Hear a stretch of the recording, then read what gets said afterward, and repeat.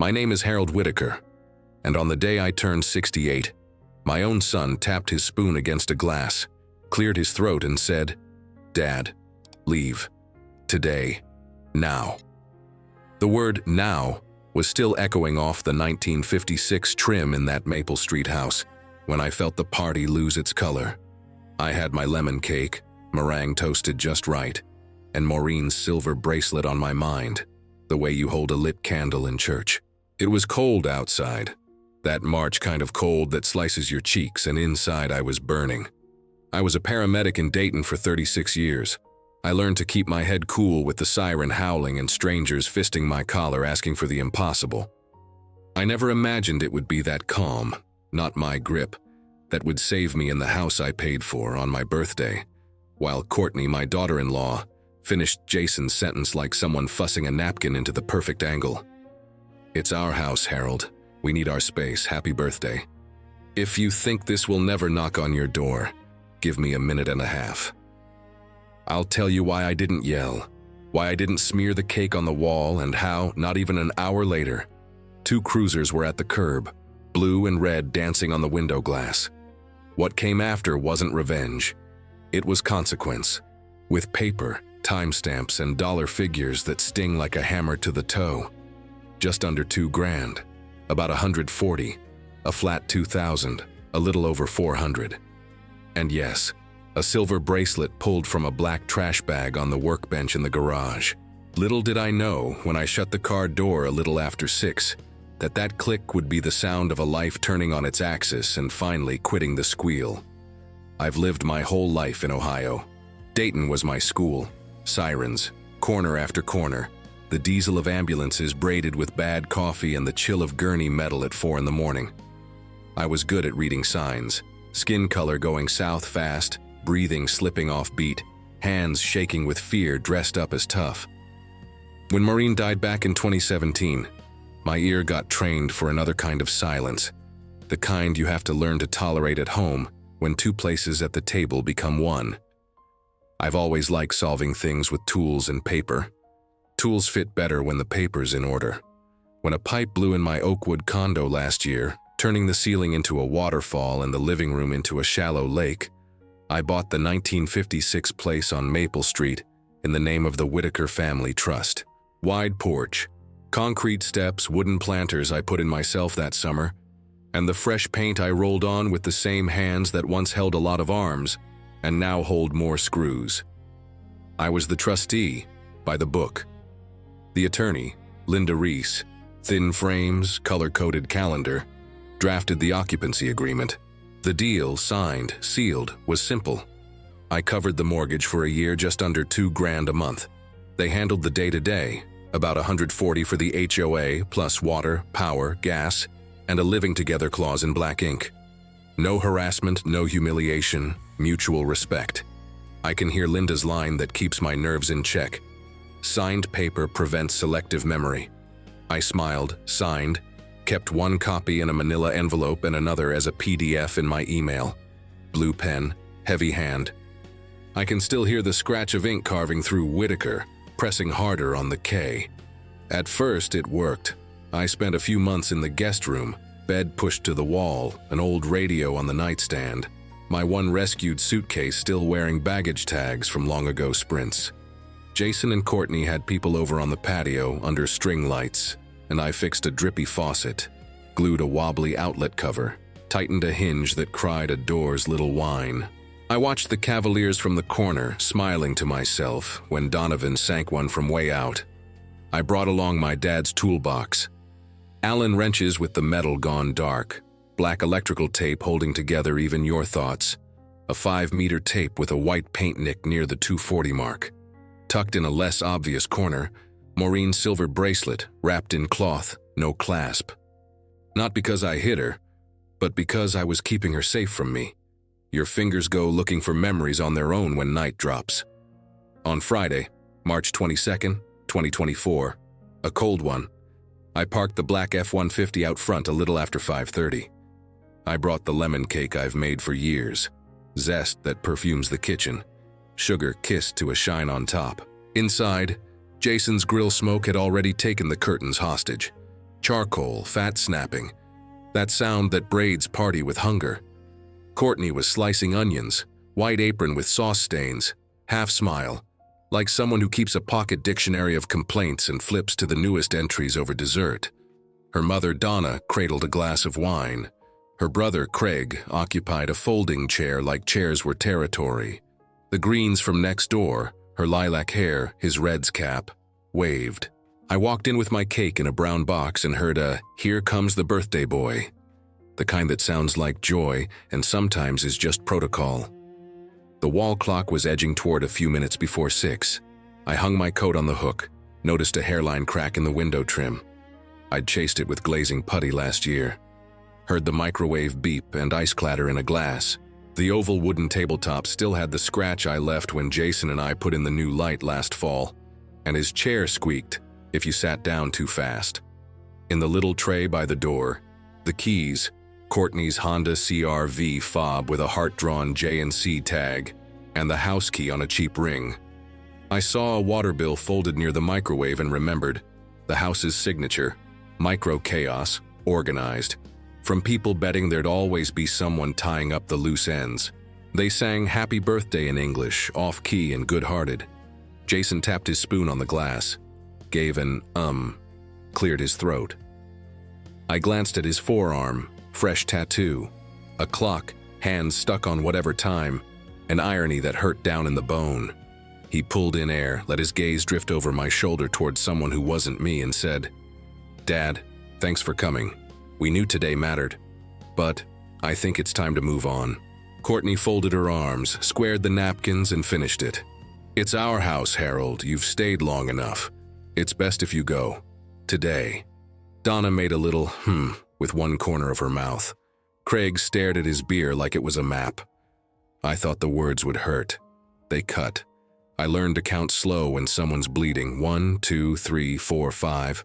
I set my napkin on the table, breathed, and said the only thing I could fit without blowing up. "All right, Jason. If that's what you want today, I'll respect it.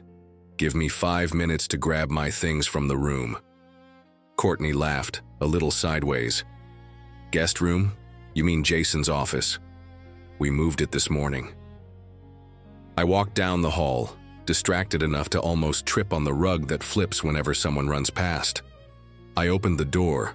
Where there'd been a bed, there was air. In place of the mattress, 3 boxes with stickers: donate, trash, keep. My old radio wore a donate tag. My service leather jacket, lifetime patch, elbow mend Maureen called charming, sat in a black trash bag. No ceremony. The drawer where I kept my socks was empty and smelled like detergent. Maureen's silver bracelet, the one I kept in that drawer because I trusted people under my own roof a little too much, was gone. I called out, "Jason, your mother's bracelet was in here. Where is it?" Courtney answered loud without looking. "Probably in the garage trash." Donna gave a short laugh, the kind that cuts like paper. I took 2 steps back into the hall and Jason appeared. He fills a doorway the same way he fills a conversation. "Dad, let's not make a scene. Get your things and go." "I want your mother's bracelet," I said quietly, in the voice I use with people in panic. "And my tools. And my documents." "You're being dramatic," he said, touching a finger to my chest and giving me a little shove. It wasn't a punch. It was measured perfectly to make me catch the edge of the rug and smack a rib on the doorknob. The pain hit dry, fast up, then parked at a solid 6 out of 10. When a pain parks at 6, the worst move is to puff your chest. I didn't.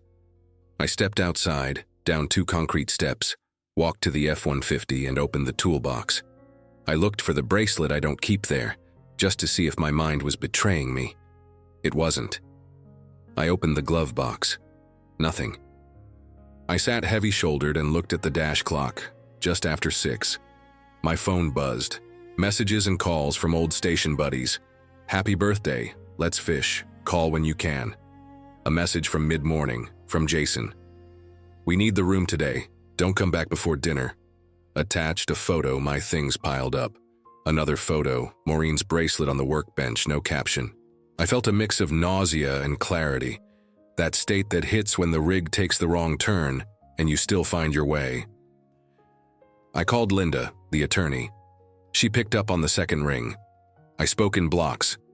Birthday, shove, bracelet missing, occupancy agreement, no harassment clause, trustee, need access to collect belongings.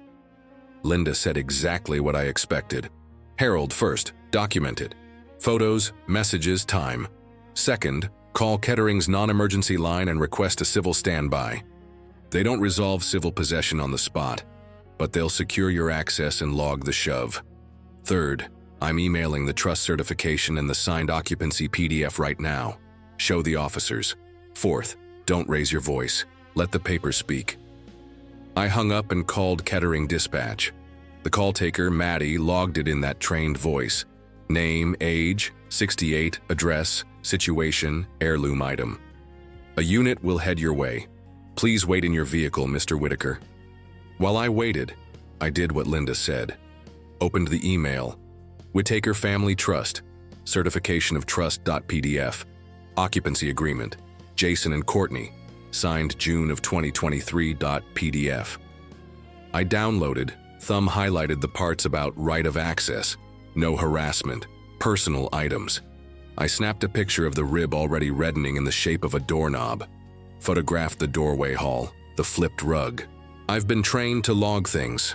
About 6:27, bruise photo, roughly 6:31, screenshot of that 10 past 10 message with the bracelet photo.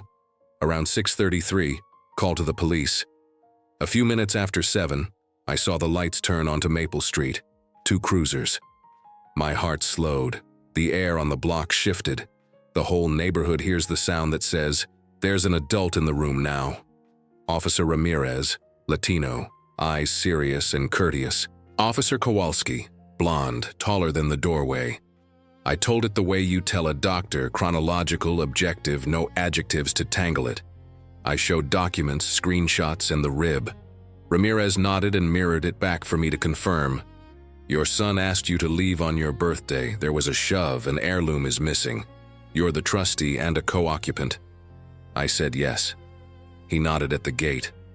We'll mediate, make sure you can retrieve your items, and if you want, we can take a simple assault contact report.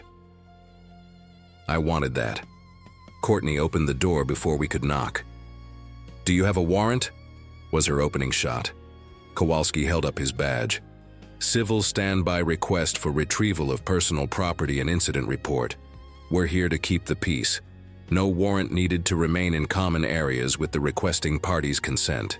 Jason showed up behind her, arms crossed, face of a man who just watched the joke run past the line. Dad, you called the police? I breathed. I did, because you shoved me and your mother's bracelet disappeared. Ramirez asked plain, any issue with Mr. Whitaker collecting his personal items? Courtney started a yes, but that died before the but because Kowalski finished it for her. If there's interference, it becomes another call. Mr. Green leaned on the fence, cap cocked. I saw the shove, he said. Ugly. Donna blew a sentence with vinegar. Ridiculous. The urge to answer swelled and shrank in the same second. That, I've learned, is maturity, starving the animal that came to bite you. We walked to the hall. I opened boxes, found my documents, my glasses case, a photo of Maureen with little Jason on a lawn, me out of focus in back. Didn't find the bracelet. Kowalski headed to the garage, opened a black trash bag. For anyone who's cleaned up after parties, every trash has its own sound. Plastic with cups inside, light metal clink, dirty paper. He pulled a lamp, some wires, and then Maureen's silver bracelet, no clasp, dusty.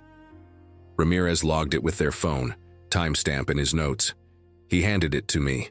I held it. My hand shook less than I thought it would. Courtney huffed. Drama. Ma'am, Ramirez said, we're recording the loss and recovery of an heirloom. A repeat becomes a different kind of call. I nodded. On the cruiser's trunk, the little form wanted a pen. Funny what sticks.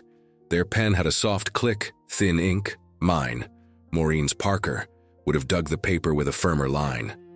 I signed with theirs anyway. Ramirez asked, do you want to file for simple assault? I looked at Jason, and both of his selves showed up, the 36-year-old and the 8-year-old.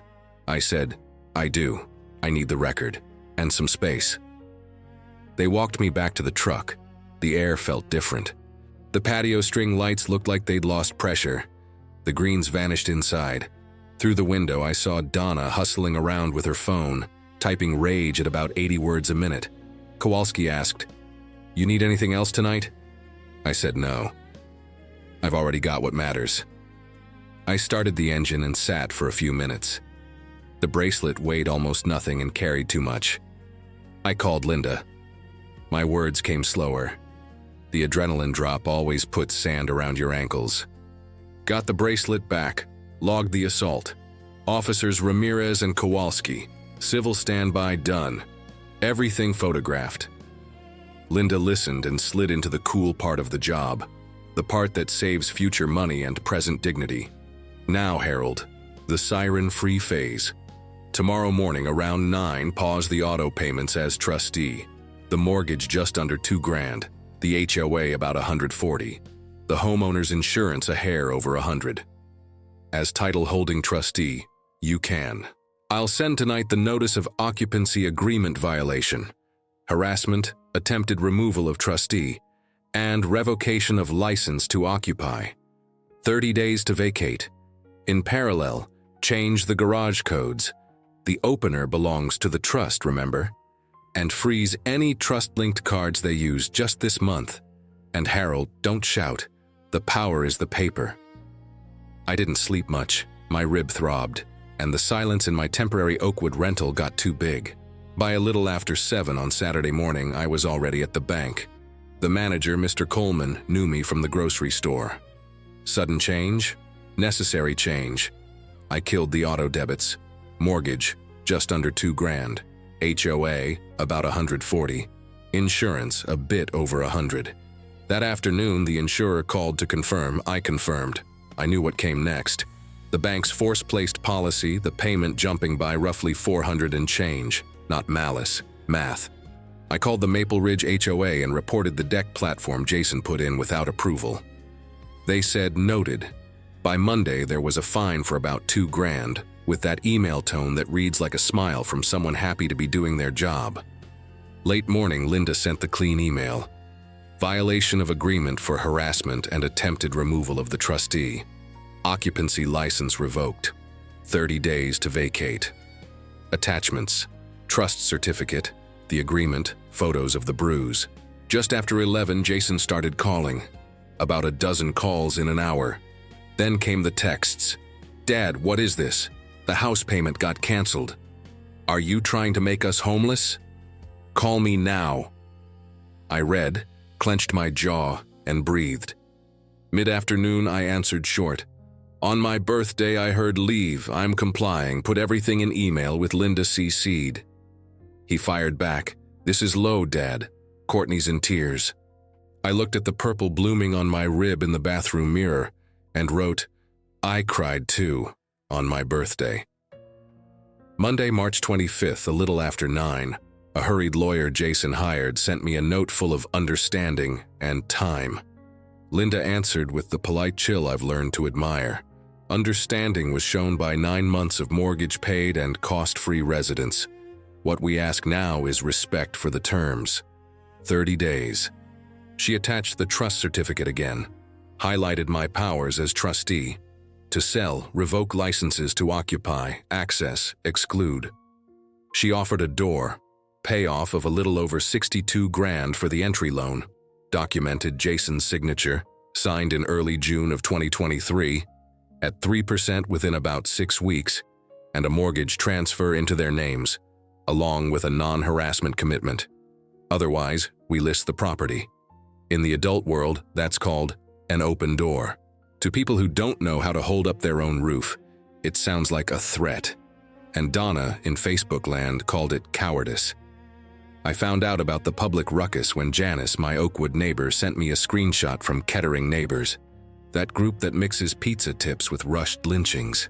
Someone, with a cat avatar of course, posted, "Elderly man kicks out son and daughter-in-law in spring. Narcissist much?" Donna, commenting from a profile with a wine glass photo, typed, "He was always controlling. Now he wants to prove he has power." I breathed and called Linda. "Let me handle it," she said. 5 hours later, she had a defamation notice ready. Texas has a formal act for mitigation. Ohio doesn't in quite the same way, but the logic holds. She sent it to Kettering Neighbors, which has a miserable contact email. Attached the trust certificate, the agreement, and a slice of the police report with the incident number. Statements X and Y are false. Please remove or correct, or we'll proceed. In parallel, Ruby, a reporter at the Dayton Daily News I met covering a nasty wreck back in 2011, called me. "Harold, I'm not here for gossip. I want a civics lesson. I'll explain what a trust is and what living together with respect looks like." I said, "Bring a camera? No, bring a recorder and take notes. Photograph documents, not my face." Meanwhile, the real world made its noise. The bank sent the force-placed insurance letter on April 5th. The HOA billed the fine on the 9th. The city flagged a branch creeping over the sidewalk on the 12th. About $85 if I didn't trim it within a week. I used to trim on Saturdays. Jason never caught it in time. The cost of "we'll fix it later" arrived with interest. And at each step, I learned to shut up when the urge to slam doors itched. I remembered 2003, a cold night, a 29-year-old pounding his heel on the ambulance floor, hungry for a fight. I held him with my eyes and he sat down. Sometimes winning is refusing to play their game. Ruby's piece ran on a Wednesday with a straight title, "When Dad is the Trustee, Where Rights End and Respect Begins." The photo was just a document, the trust certificate, taking up half the page, my name a little blurred, which is perfect. It laid things out, plain spoken. Revocable trust, trustee, living there by license, a coexistence clause, and the police as peacekeepers, not referees of who owns what. There was one short quote from me. "I called the police because I was shoved and because an heirloom went missing. I didn't yell, I didn't break anything. I wrote it down and I signed." Ramirez had a cooler line. "We accompanied to ensure retrieval of belongings. We logged the event." Linda had the keeper. "Paper prevents selective memory." I laughed when I read that out loud in the kitchen. Kettering Neighbors shrank a few inches. The cat account post vanished. Donna posted something like, "Everyone minds their own house," which, where I come from, means I got straightened out. Moms of Kettering Elementary started to gossip. Someone typed, "Poor Courtney." Janice clapped back, "Poor as a bracelet tossed in a trash bag." An admin locked the thread, irritated. I had the urge to send her a lemon pie for services rendered to the community. On the land of letters and pens, mediation landed on April 19th at Linda's office downtown. Big table, bad coffee, hard chairs. Every law office ships with the same starter kit. The mediator looked like a tired math teacher, voice of a man who assumes he'll have to repeat himself.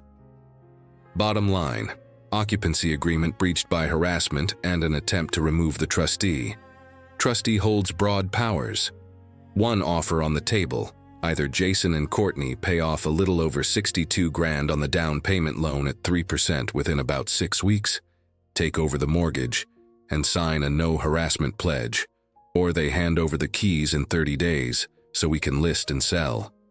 Jason showed up without Courtney. Dark circles, scruff, the face of a man who argued with himself all night and lost. "I don't have that money, Dad," he said. "No hello. I don't have an endless stock of respect to keep financing disrespect," I answered. Not to wound, but the sentence needed to land clean.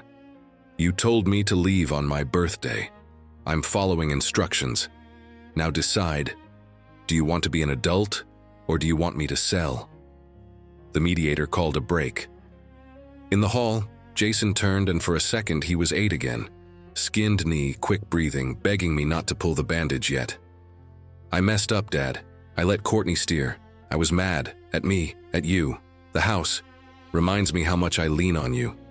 I'm ashamed, but shoving you," his voice snagged, "whoa, was unforgivable, and I can't pay you now." Honesty arms and disarms.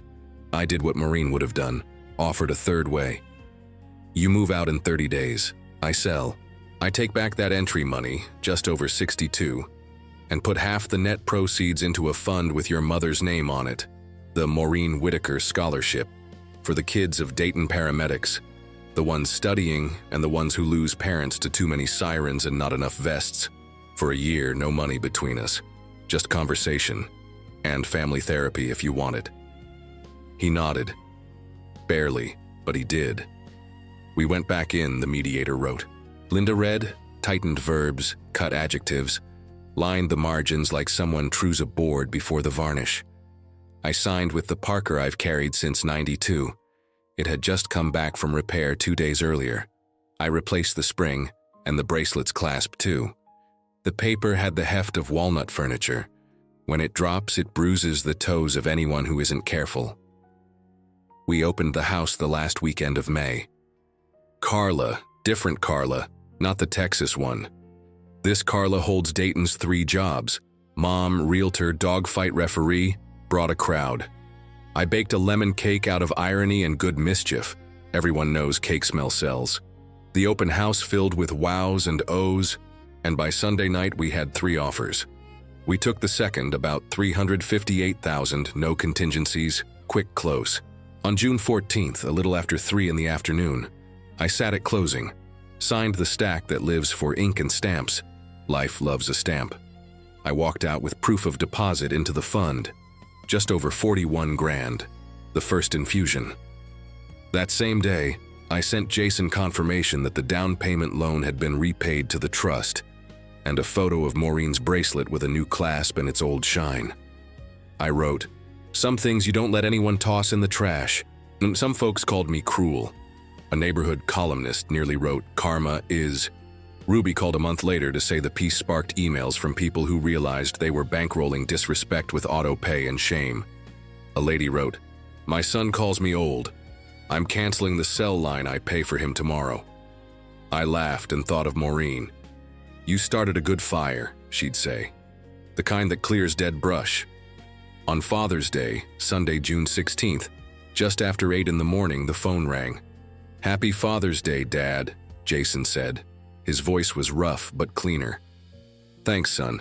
He asked to walk with me in the park like when he was little. I said yes. He pulled in a little after 10, stepping out under the shade of a parking lot tree, worn sneakers.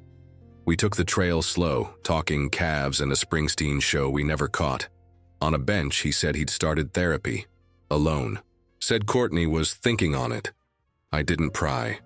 Sometimes when someone softens, you don't shove them back into the old mold. We made a handshake deal without shaking. A month with no talk of money. 6 meetups with no past digging. He agreed. The silence of okay was prettier than most speeches. In August, I bought a simple cabin out in Hocking Hills. Wood that pops when it cools. A porch with 2 chairs.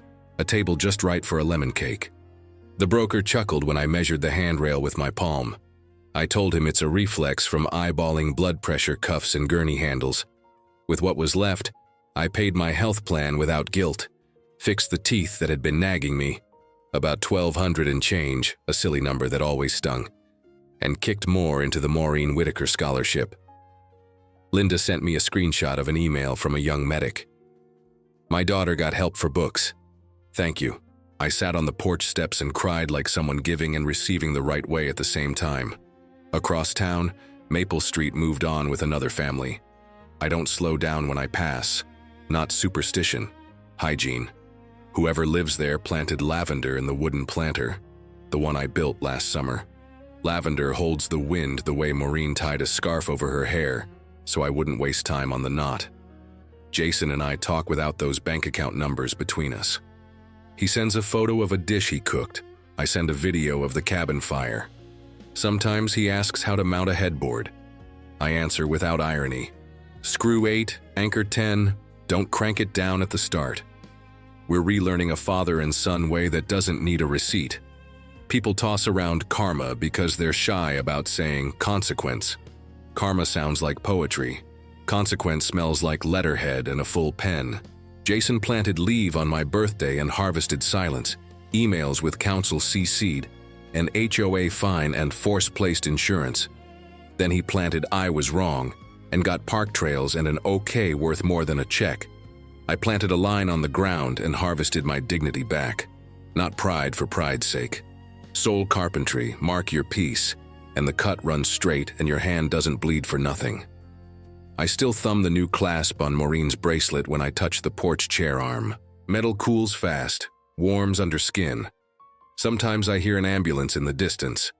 Hocking Hills is more quiet than siren, but Ohio keeps that sound pinned to the sky, and my body readies anyway. Can't help it. It's the reflex of a man called for 36 years to sort out other people's endings.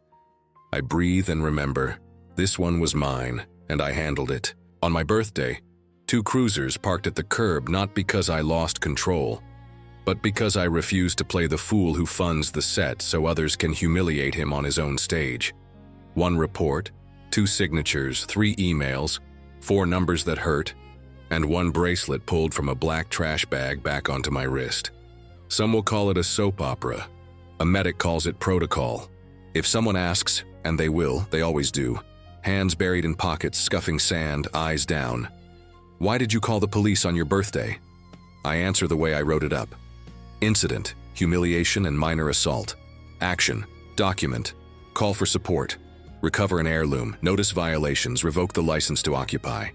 Outcome, the patient's emotional survival. And when they ask, was it worth it? I don't run a tally on a napkin. I talk cost. It costs silence instead of a shout, letterhead instead of swearing, goodbye to an old house in exchange for a fund with Maureen's name that buys paramedics' kids their books. It cost every cent, and it was worth every cent. I joke that on that March 22nd, I relearned how to take a pulse, just under an hour between leave and red and blue cutting across the living room. 30 days between the email and the keys, about $2 grand in HOA fines on a Monday, roughly 400 and change tacked onto a payment, and a little over 62 grand in a loan coming home to the right house. We measure life in crooked numbers and kitchen smells. Mine smells like lemon and toasted meringue. My number is the age I quit financing disrespect. And as much as it stings to admit, it was the day they said you don't fit here, that I finally fit back inside myself. Subscribe to the channel and share your thoughts about the story in the comments. See you in the next one.